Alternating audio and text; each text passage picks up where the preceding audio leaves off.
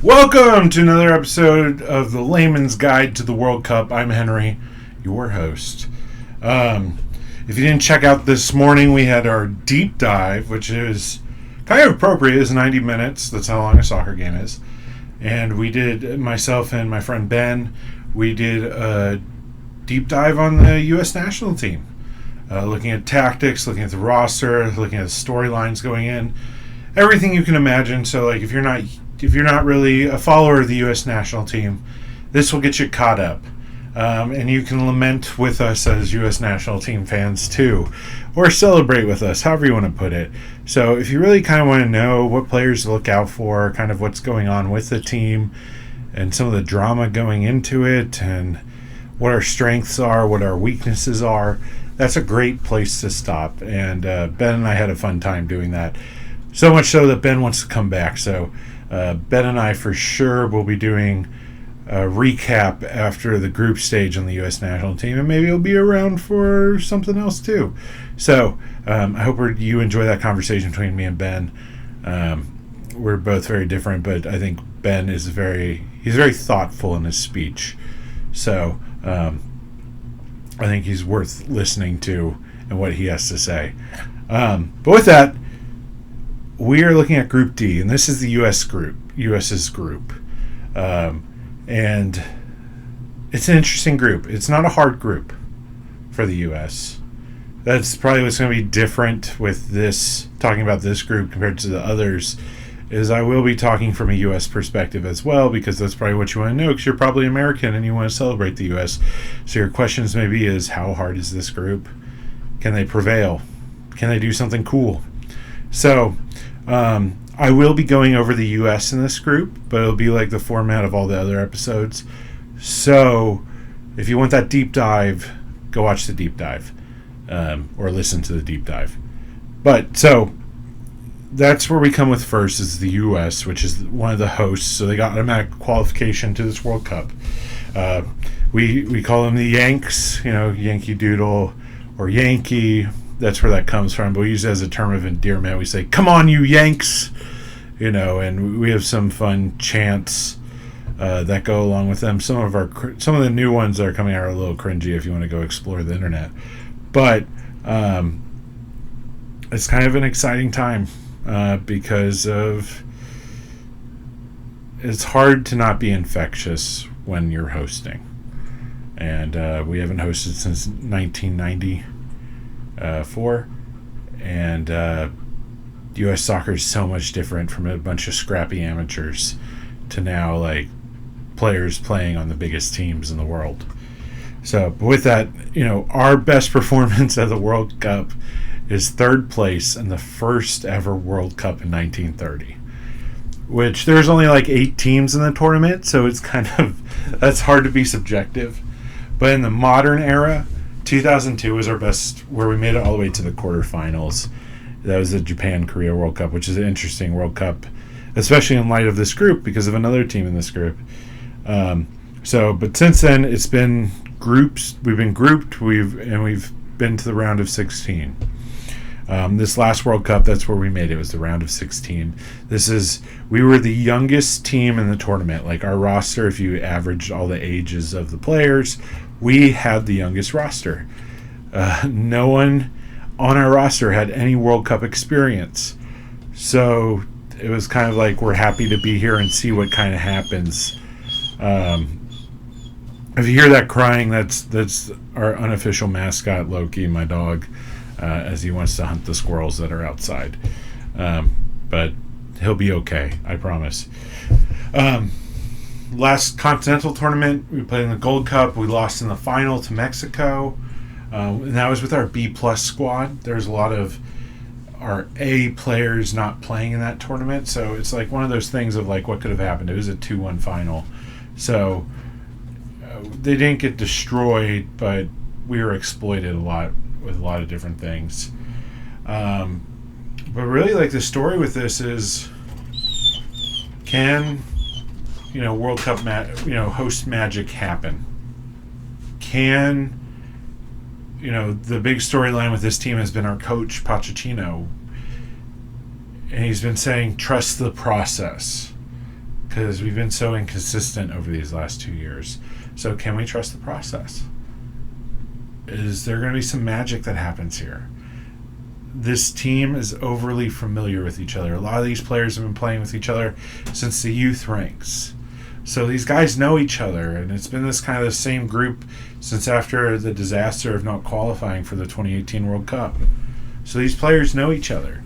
So will they come together for this World Cup? With that, our main players for this team, I'm picking 4. I know I've been doing 3, but we're picking 4 here. In our back line, Chris Richards, who's the heart and soul of our defense. He's just so composed. He's also great on aerial duels, especially off of corners. He'll probably get a goal, at least one goal, if we really focus in on free kicks. But he's the heart of our defense. And the other 2 players I'm kind of putting together is Tyler Adams and Weston McKinney, which are our center mids. Tyler is a bulldog, and Weston is an engine. And both of them together, and they've been doing this for years, they will fight for the badge. They will,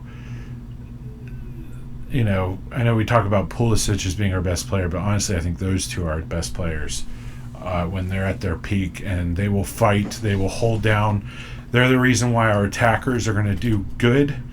They are going to hold that middle of the park and fight other teams to get the ball out. It might not be the most prettiest thing in the world, but those 2 are going to do a lot of the dirty work in the tournament for us.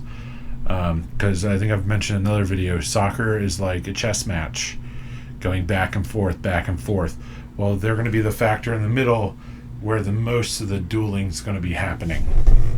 And they will also stand up for our team with referees. They'll, if one of our players gets a bad foul, they're going to be the first there to defend them. They're a very important part to this team. And then that goes to Christian Pulisic, which is kind of our poster boy. He's this attacking player. He's a generational talent for us. The only problem, which is the storyline, is Pulisic kind of has a weak mentality. He's very, and not, maybe weak mentally is a better way of putting it.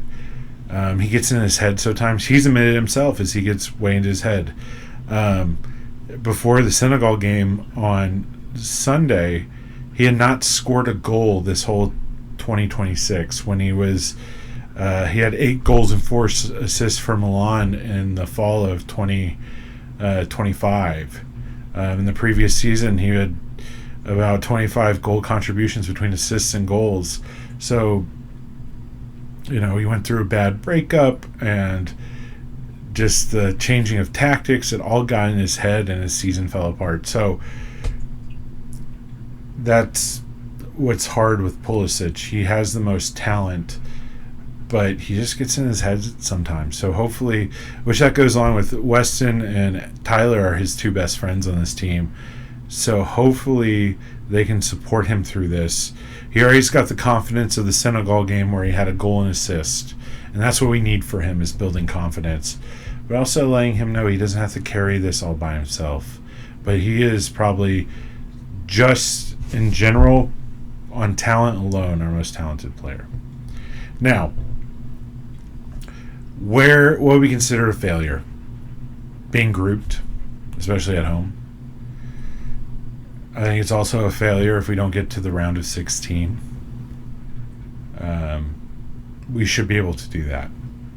And that's what success is, as well as round of 16. But I think after round of 16, Ben, I said it on the other episode, after that, magic can happen. Can they make it to the quarterfinals? Can they make it to the semifinals? I think there's enough there where this can happen. It just really depends on who they get drawn against. That'll be the interesting factor. But that's the U.S. Now we have Paraguay, which for the U.S. is a nice opponent because in the fall we beat them 2-1 in a friendly game. So, and they have not been to the World Cup since 2010. Which in that year in the World Cup, they did make it to the quarterfinals. So that was very good of them for their appearance. But they qualified last in CONMEBOL in South America. They squeezed in. So really, that's the big storyline for them. Is this: are they lucky to be here, or do they earn it? Are they a real team that could cause some pain for some other teams?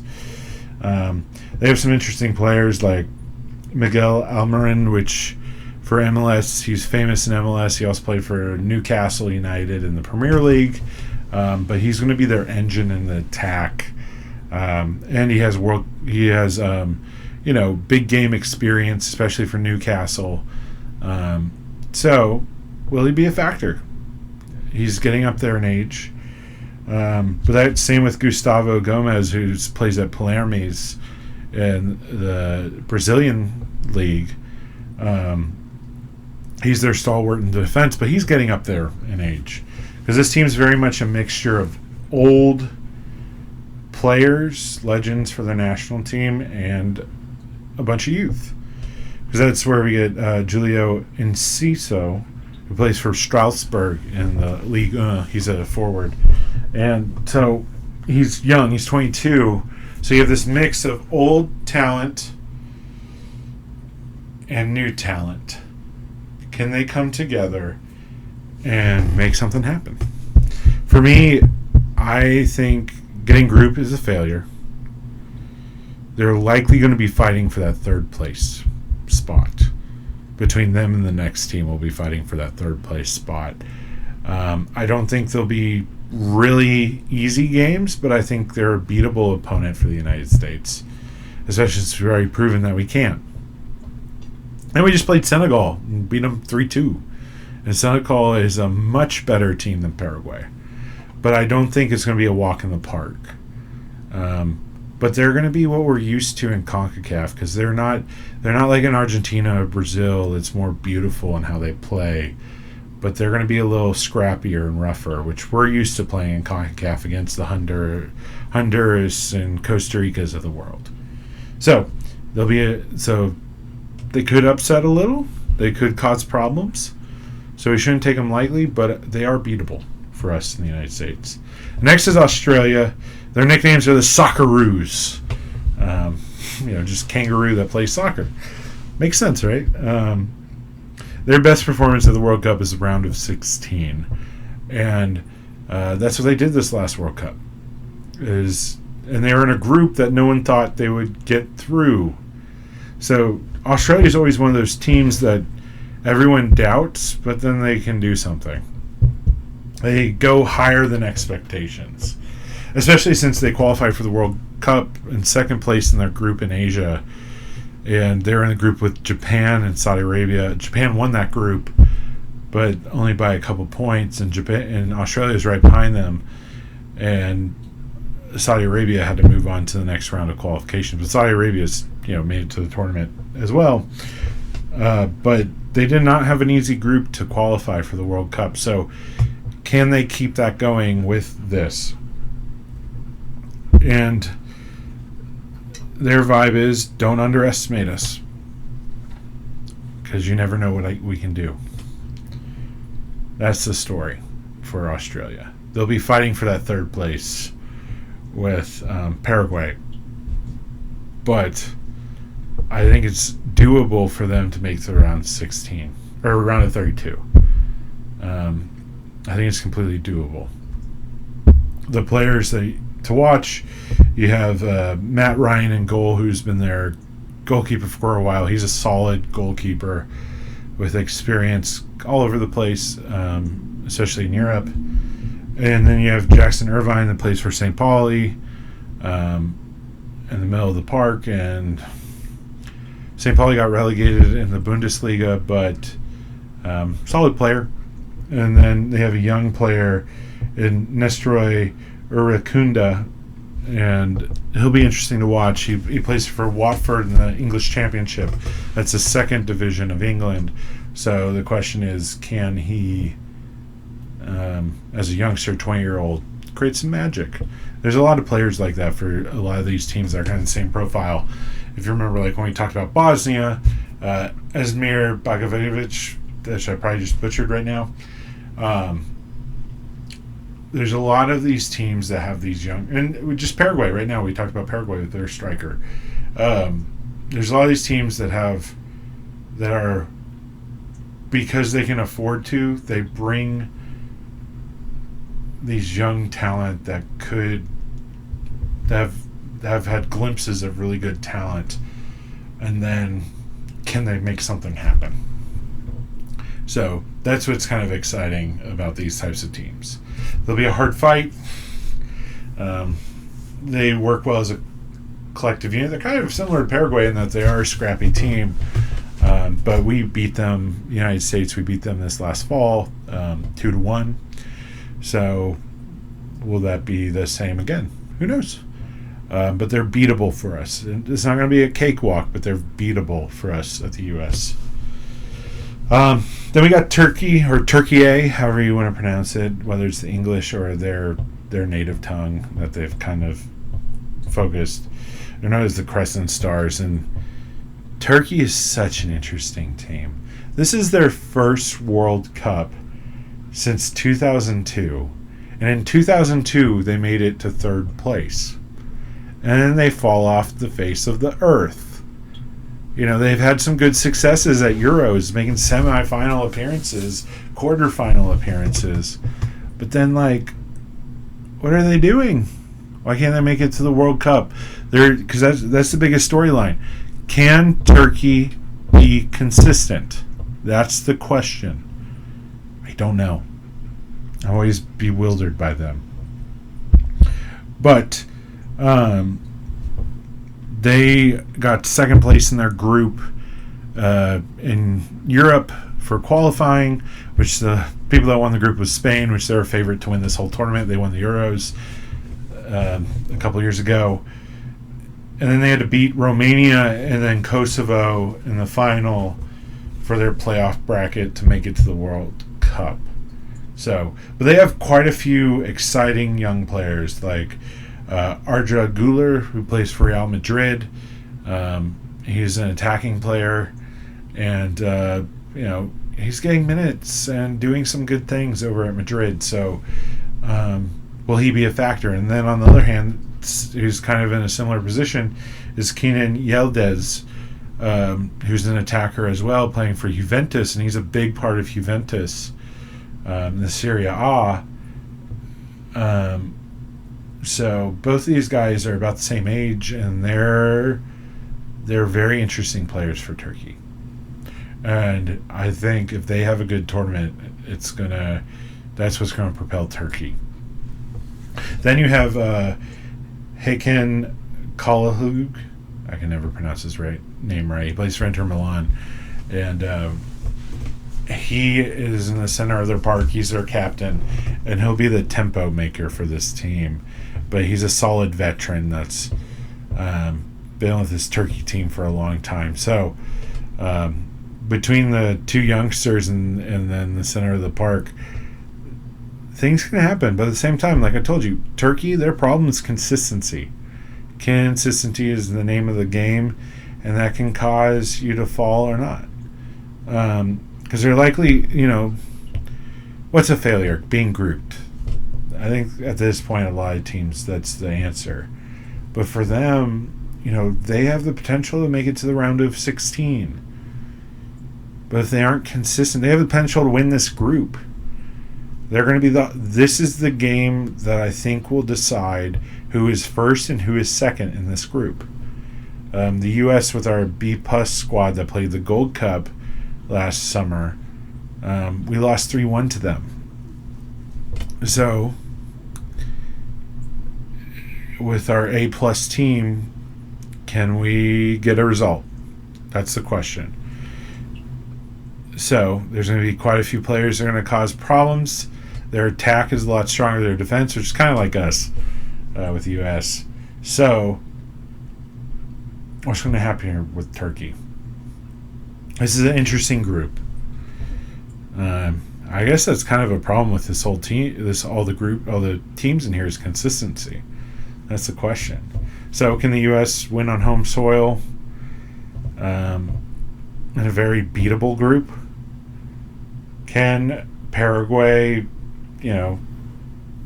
are they just the sixth place team and lucky to be here? Or are they a team with a lot of fight? Is Australia, are they able to come together and be a giant killer again? And can Turkey be consistent? That's the questions with this group. As a U.S. fan, I think this is a good group that we've been drawn in, because it's not a weak group where we're going to play teams that give us false hope.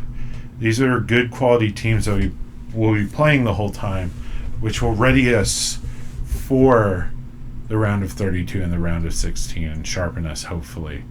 So I'd rather be in a group like that than a group with like Haiti, where we can just steamroll over them. So I think it's a good group for us to be in, and I look forward to seeing what we're able to do. So I've been Henry, and I'll see you tomorrow for the next episode. Bye.